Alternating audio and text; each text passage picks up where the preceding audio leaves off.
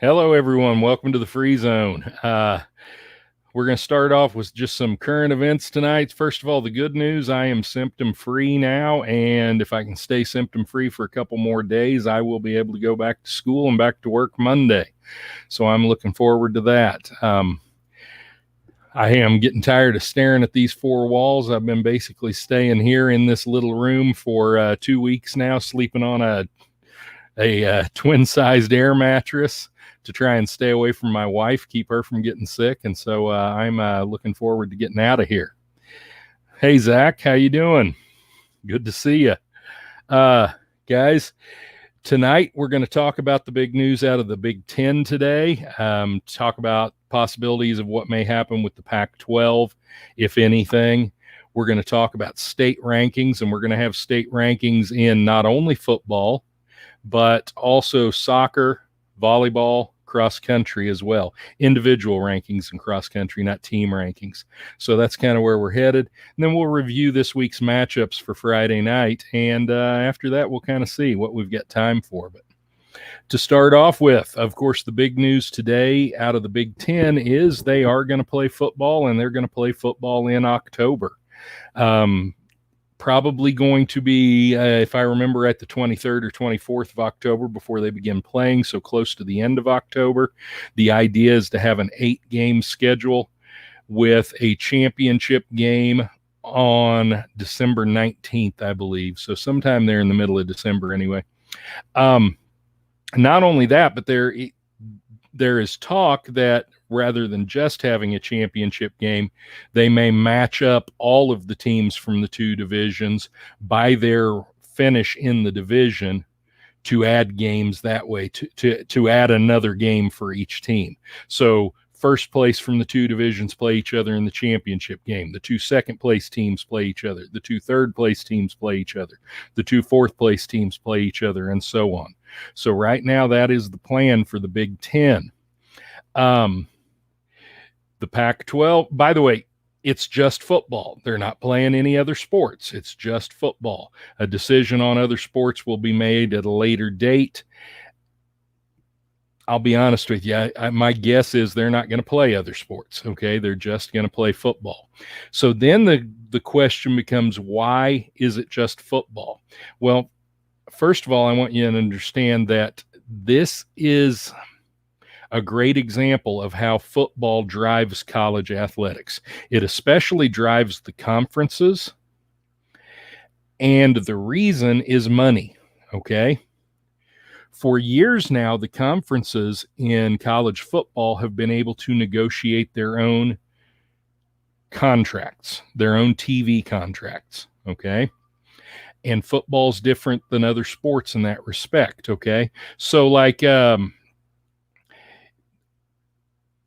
in basketball, you have the NCAA tournament, and the NCAA negotiates the terms for that tournament and all of that, right? In football, even the CFP, the college football playoff, has been negotiated with the conferences, okay? That's a coalition of conferences there that have come together to create the CFP. That's why the Power Five conferences are the ones that have a seat at the table and not the Group of Five, because the Group of Five wasn't in on negotiating that TV contract. Okay, it was the Power Five conferences that were in on negotiating that TV contract. So everything in college athletics is driven by money, and football is the big revenue generator. Okay, so the Big Ten is talking about playing football. They're not talking about playing other sports. And the main reason why they're talking about playing football is, again, money. Okay, they stood to lose tens of millions of dollars. Okay, and each institution stood to lose over $10 million in TV contracts by them not playing. Now they can probably recoup some of that money. So I hate to say that money is the only reason for decisions like this. It's not. Obviously, the chancellors made a decision not to play based on what they thought was best, okay? But My guess is that they thought all the other conferences would follow suit. The Pac-12 had already done it. The Big Ten did it. I think that they thought that would be the tipping point, and the other conferences would follow suit. And when they did not, I think it was probably a shock to them. And probably at that point, the handwriting was on the wall that they might have to come back and play. Okay, and we'll see if the Pac-12 ends up coming back and playing too. There's already been a little bit of talk about that. Although, to be honest with you, the Pac-12 and the lack of attention paid to the Pac-12 has just kind of showed you in this whole argument where that conference fits in the pecking order of college football. Nobody's even talked about the Pac-12. Nobody seemed to care, as far as the national media is concerned, whether the Pac-12 was playing or not, okay? And that says a little something about the pecking order in college football, okay? All right, so we'll see about the Pac-12, whether or not they get back in. But, the Pac-12 and the Big Ten have always kind of acted in lockstep. As long as the two of them have had their alliance for the Rose Bowl, those two conferences have always acted together. So when the Pac-12 said they weren't going to play, most people knew that the Big Ten was going to follow suit. Okay, as a matter of fact, most people really figured the Big Ten would lead and then the Pac-12 would follow. But the way it turned out, the Pac-12 made that announcement first. Now we'll see if the Pac-12 is going to come back and try to play too. Well, and that's just one of those things. Who knows? Okay. Already there's a lot of people trying to take credit for this decision. Yeah, take that with a grain of salt. Okay. What it all comes down to in the end probably is money as much as anything. Okay, now, I have not heard anything about the group of 5 conferences that canceled their seasons. That would be the MAC and the Mountain West, if I remember right. Okay, my guess is there's not going to be any change there. Okay, for those Power 5 conferences, because of the TV contracts, football is a huge revenue generating sport. Okay, it helps pay for the rest of your athletic programs. In those group of 5 conferences that don't have the big money TV contracts, they are not going to lose nearly as much by not playing football. As a matter of fact, most of them, the reason why they're not playing football is because of expense. Okay.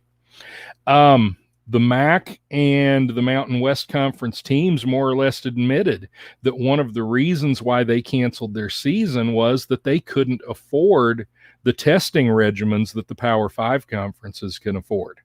Okay, so they're not worried about the money near as much as those Power 5 conferences are. All right, one of the things I'd like to, and we're going to try to strengthen this, okay, but one of the things I really want to add to in the free zone with Norm here is going over the rankings. It's probably not something we're going to do every week, but it's something we're going to try to do at least once a month. We've got football rankings. Now, there are a lot of places where football rankings are available, right? You can find them in most newspapers. The Wichita Eagle has their own rankings. The Topeka Capital Journal has their own rankings. Virtually every major newspaper in the state is going to have their own rankings. There are websites. Catch It Kansas has rankings. KansasPrepFootball.com has rankings, and so on and so on. Football rankings are easy to find. However, what I found out today is soccer rankings, volleyball rankings, they're not so easy to find, okay? Thankfully, because of mile split, cross-country rankings are pretty easy to find, and we'll go over those too here in a little bit, okay? But so if any of you out there know sources for rankings, especially for soccer and volleyball, hey, let me know about that. Put it in the comments or give me a message or something like that. Let me know that because, I tried the KVA, the Kansas Volleyball Association, and their rankings hadn't been updated since the preseason. I looked a lot of different sources. So the rankings I'm going to give you today for soccer and volleyball are actually going to come from MaxPreps. And MaxPreps, those are computer rankings. So we'll talk a little bit about what that means when we get to them. But let's start off with the football rankings. All right, we're going to start off with 8-man Division II, the smallest schools in the state. Number 1 in 8-man Division II is St. Francis. Number 2, Hanover. Number 3, Axtell. Number 4, Victoria. Number 5, Lebo. Number 6, Sylvan Lucas. Number 7, Thunder Ridge. Thunder Ridge is east of Smith Center there. Number 8, Caldwell. Number 9, Logan Palco. And number 10, Wheatland Grinnell. 8-man 1. Number 1 is Canton Galva. Number 2 is Madison. Number 3, Leota, Wichita County. Number 4, Clifton Clyde. Number 5, Little River. Number 6, Meade. Number 7, Hill City. Number 8, Hoxie. Number 9, Ness City. Now, if you'll remember Friday, Hill City and Ness City played, and that was a 7-6 game. Very low scoring for an 8-man game. And number 10, Hodgman County. So, several local teams in the 8-man 1 division rankings, okay? Now, from here on out, these are all 11-man divisions. And the first of those is 1A. 1A, Valley Heights is number 1. Centralia, number 2. Centralia, always a power in the small schools. Number 3, Olpe. Number 4, Linden. Number 5, Smith Center. So 2, 3, 4, and 5 definitely are perennial powers. Centralia, Olpe, Linden, and Smith Center. Number 6 is Sedgwick. Number 7, Conway Springs, also a perennial power. Number 8, Oakley. Number 9, Jackson Heights. And number 10, Plainville. In 2A, number 1 is Rossville. Number 2 is Hoisington. Number 3, Silver Lake. Number 4, Norton. Number 5, Garden Plain. Number 6, Nemaha Central. Number 7 is Republic County. Number 8, Mar Hill. Number 10, Hillsboro. And number 9, Hillsboro, and number 10, Pittsburgh Colgan. 3A, number 1 is Perry-Lecompton. Number 2 is Andale. Number 3 is Holton. Number 4 is southeast of Saline. Number 5 is Hayden. Number 6, Halstead. 7, Columbus. 8, Holcomb. 9, Cheney. And 10, Riley County.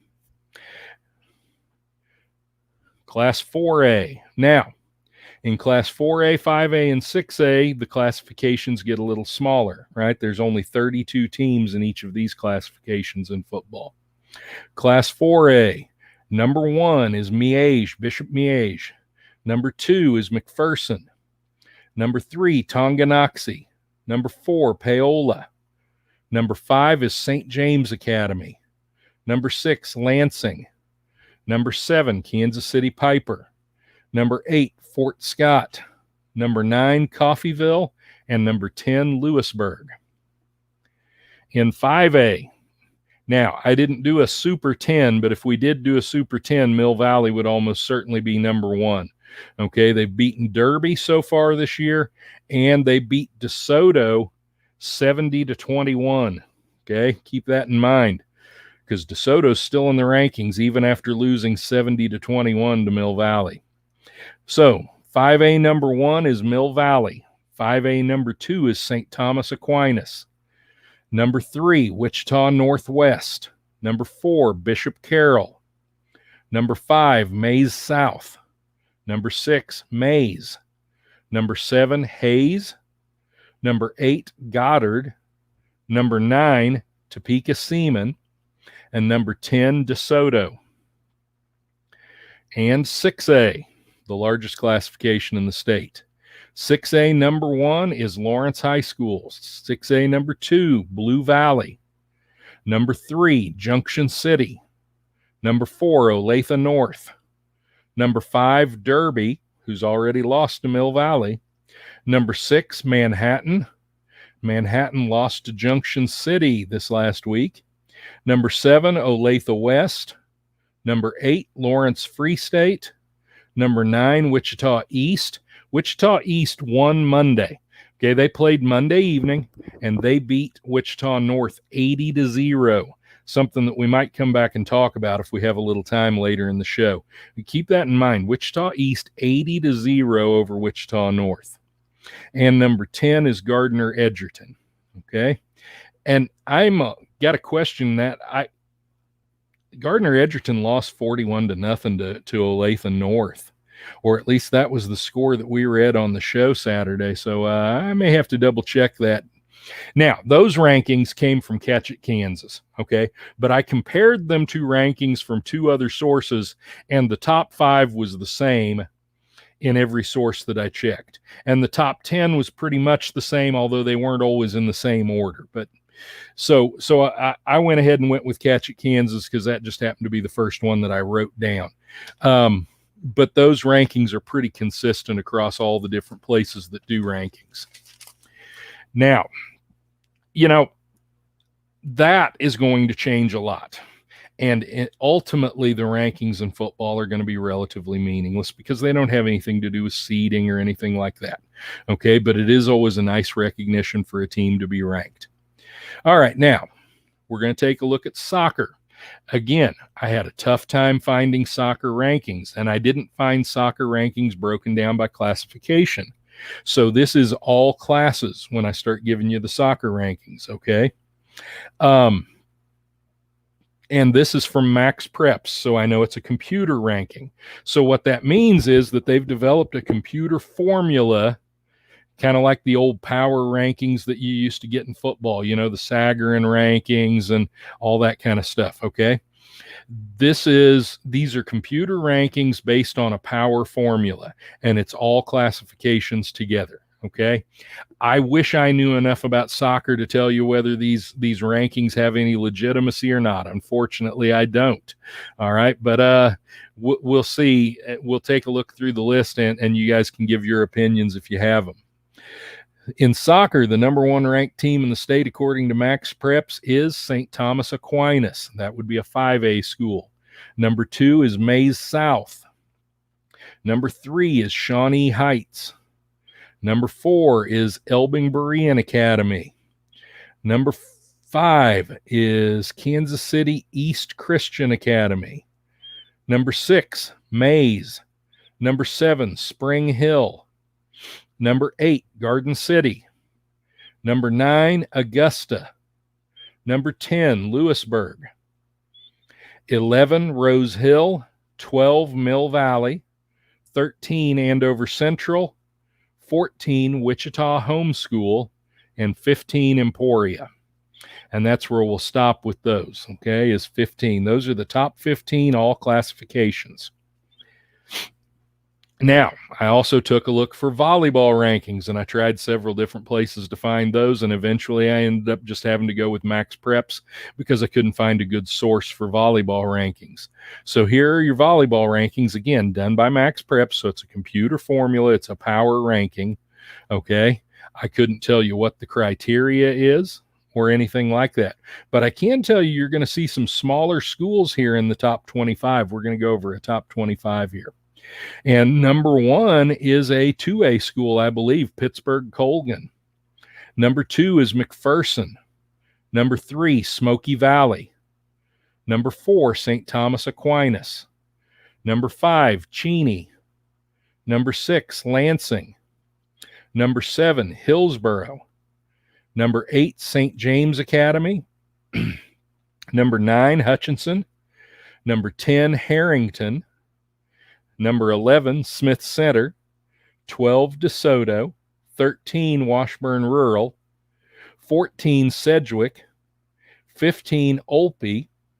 16, Spring Hill. 17, Bishop Carroll. 18, Hayes TMP, that's Thomas More Prep Marion. Number 19, Garden Plain. 20, Ellenwood. 21, Andale. 22, Belle Plaine. 23, Maize South. 24, Kansas City East Christian Academy. And number 25, Jefferson County North. So those are your top 25 according to Max Preps in the state in volleyball. All right. Now, The last thing we're going to talk about is cross country and go over rankings in this. Now, these are individual rankings. Now, these definitely have some legitimacy because what these are the 10 best performances in the state this year. We'll do boys first and then girls. Okay, so I'll even give you the time that they've run.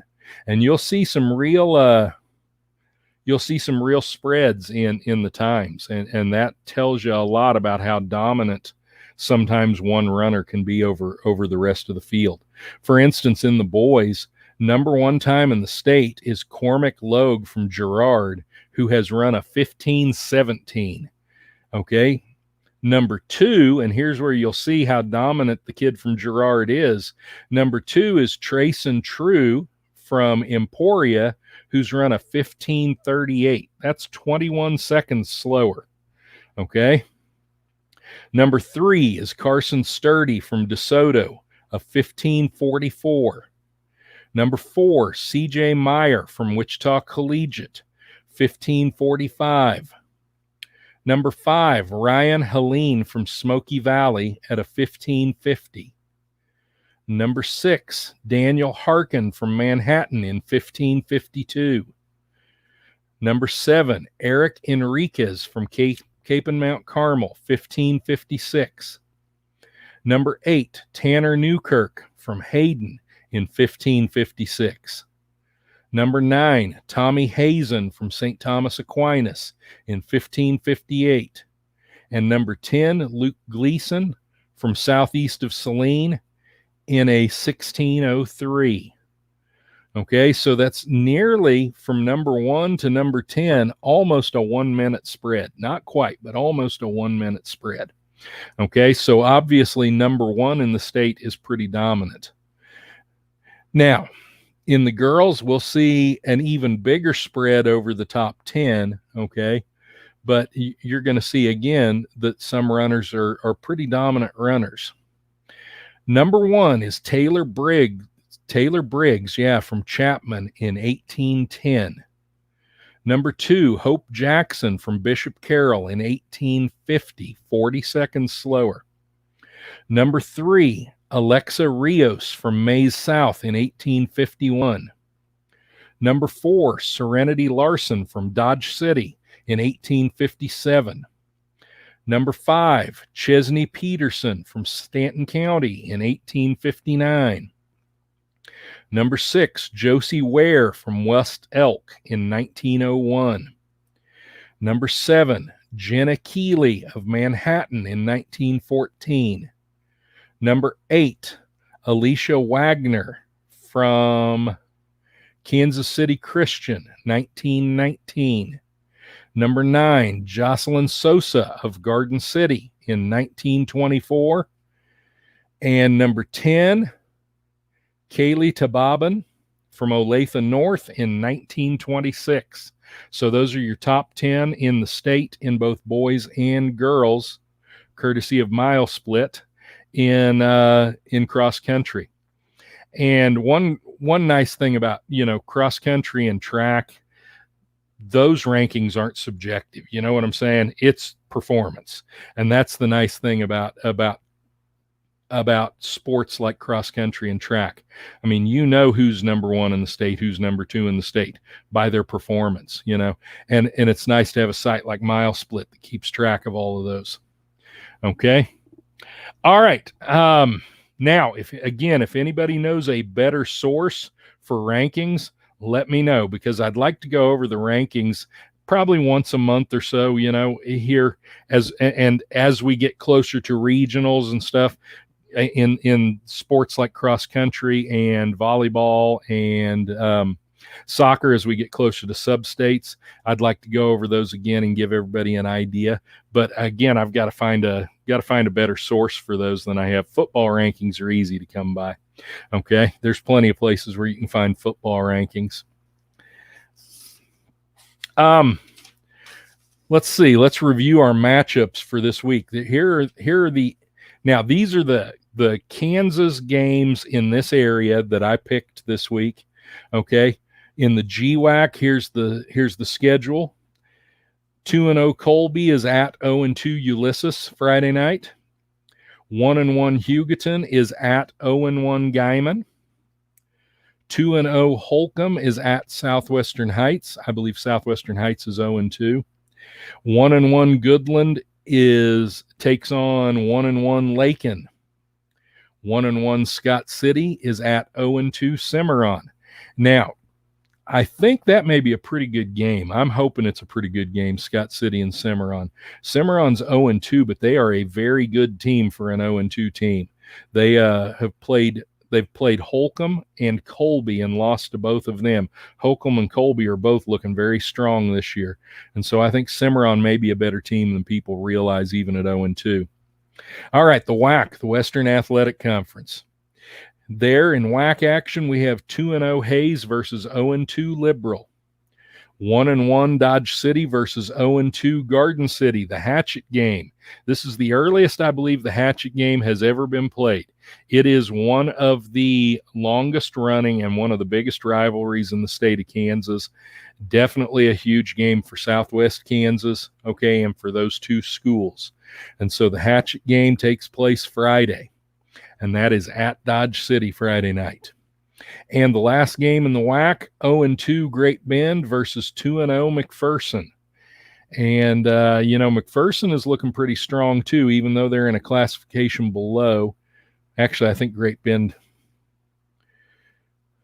I'm not sure what Great Bend's classification is. Seems like Great Bend slipped to 4A, didn't they? I think they did, yeah. So they may actually be in the same classification. Okay. Now, in High Plains League action, we've got 2-0 Syracuse versus at 0-2 Stanton County. 1-1 Lakin is at Goodland. 1-1 Southwestern Heights. Oh, so Heights is 1-1, not 0-2. 1-1 Southwestern Heights versus 2-0 Holcomb. 1-1 Sublette. Sublette picked up a win last week. Okay. 1-1 Sublette at 1-0 Sedgwick. Sedgwick was one of those teams that was ranked. All right, so that'll be an interesting matchup. And 0-2 Elkhart at 1-1 Conway Springs, another team that was ranked in that classification. Now, why are Sublette and Elkhart playing teams as far away as Sedgwick and Conway Springs? Well, because they've already started district play in 1A, okay? And those are actually, I'm not entirely sure that's right. I think they've started district play, but when I think about it, 1A might be smaller in their districts. So maybe they have not yet. If not, then what the deal is they're playing a neighboring district. Okay. So it gets tough for some of these schools, and in recent years, especially these schools out in Southwest Kansas, to fill their schedules. So where you have two districts that are paired together, they'll agree basically to play each other. And so if they're not actually in district play, if they're in a smaller district, then that's what's going on, is they've got an agreement to play the neighboring district. And that's why Sublette, Sedgwick, and Elkhart Conway Springs. Now, in the Iroquois League, the Southern Plains Iroquois Association, SPIA, we've got 2-0 Hodgman County versus 1-1 Buckland. Again, Hodgman County showing up in the rankings in 8-man. 2-0 Meade, also ranked in 8-man, versus 0-2 Satanta. 2-0 South Gray versus 1-1 Mineola. 2-0 Spearville versus 0-2 Ingalls. And 0-2 Kiowa County versus 0-2 South Central. Okay, and those are your area matchups for Friday. After today, I'll start trying to give some matchups in the Oklahoma and Texas panhandles as well. Again, those are the games that I had picked for this Friday, so I thought we'd just review those. Hopefully, where's Elkhart? Elkhart is playing at Conway Springs, so they're going to be way up in the Wichita area almost. Okay. Seth Lujan, you're right. That was a very good game, and it was between two very talented teams. Sometime I'll have to revisit that game. We'll have to talk about that. That was a game that was a lot of fun to be involved in 97 between Elkhart and Stanton County. And that's something, let's face it, the 90s, the 80s and 90s were pretty good times for a lot of schools out here. And a lot of those schools are, their enrollments are dropping, demographics are changing. And so that's why we don't see some of those schools from out in this part of the state that show up in the rankings quite as often. It's not to say that some of the schools out here don't play good football. They do.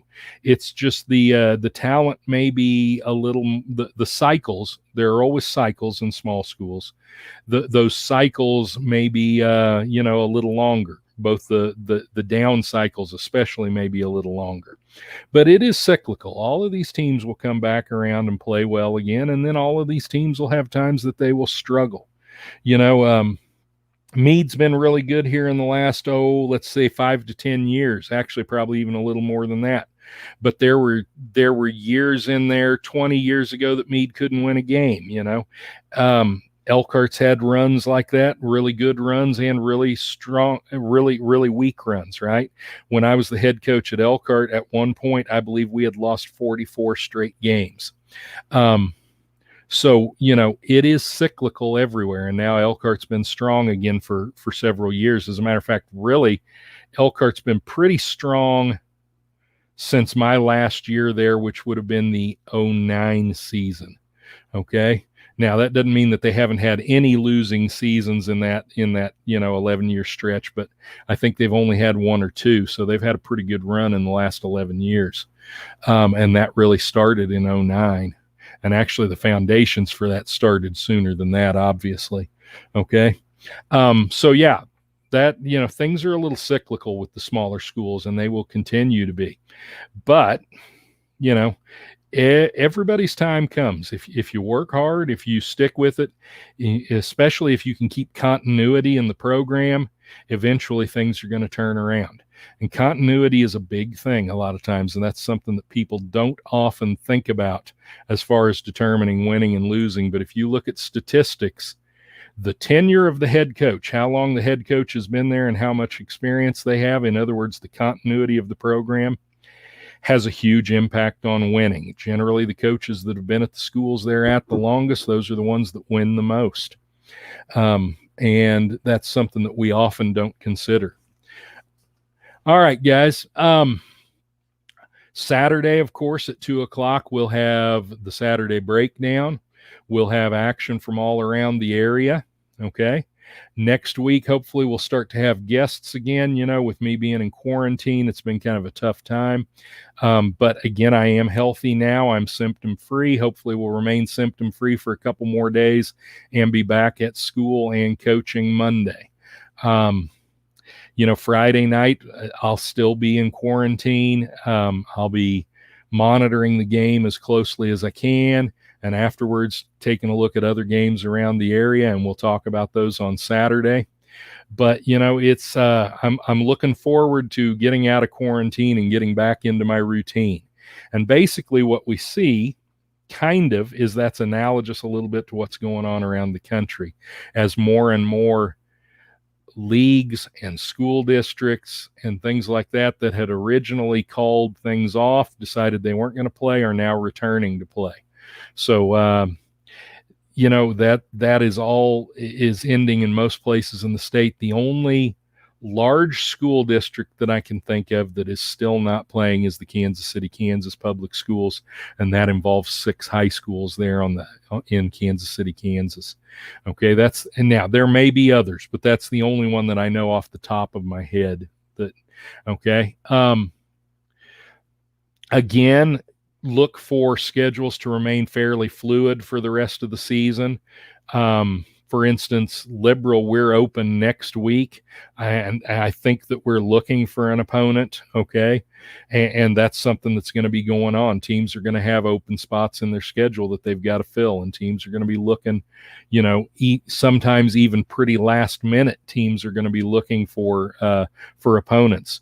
Last week, Pratt and Girard met halfway between the two and played on a neutral field, and that was all thrown together kind of at the last minute in the last day or two there before they played. And you're going to see that with schools. You're going to see sudden decisions to travel and play somewhere. You're going to see people suddenly filling holes in their schedules, and hopefully everybody that feels like they need a game and wants a game can find one. I don't know if we'll find one for next week or not, but I'm sure we're trying. Okay, so keep that in mind. Guys, In the Free Zone is a Back Home Media production. Back Home Media's got a lot of great things going on. They've got 10 podcasts like this one or live streams like this one that they maintain. They offer a host of services. So go to Back Home Media's webpage and check that out. You can also check them out on Facebook. They're moving on to Twitter now and a lot of different platforms. You can find this show and all the other Back Home Media shows on a variety of platforms where you find podcasts. You know, the ones I can think of off the top of my head: Spotify, iHeartRadio, Apple Podcasts, Twitch. You know, I'm not the most tech savvy guy in the world. I'm an old football coach. I'm sure many of you know all of these platforms, but there are at least a dozen platforms that we're available on. So if you just search for In the Free Zone with Norm, you'll find us, listen to us. You know, that way you get an audio only version, which, you know, as ugly as I am, is always the best way to enjoy this program. I mean, we love having you here on Facebook Live, but believe me, I look better in an audio-only version. Okay? So check out Back Home Media. Check out the show on other platforms. We'll see you Saturday for the Saturday Breakdown, and thank you, everybody, for your time. Well, I don't think it, I thought it, that's different. I said what I said and I meant it, or lamented. Words given weight without thought, and a person the way that I talk and the way that I ought to be able to pause and to say that the ball can be placed on my arms, to this playful assault, to this race in this arm. Pray for the day they could wait for the calm. You can't control the storm, only weather it, whether it's 5 weeks and 5 days of rain sideways, or scorched earth, search for death or water left with all the thorns, with the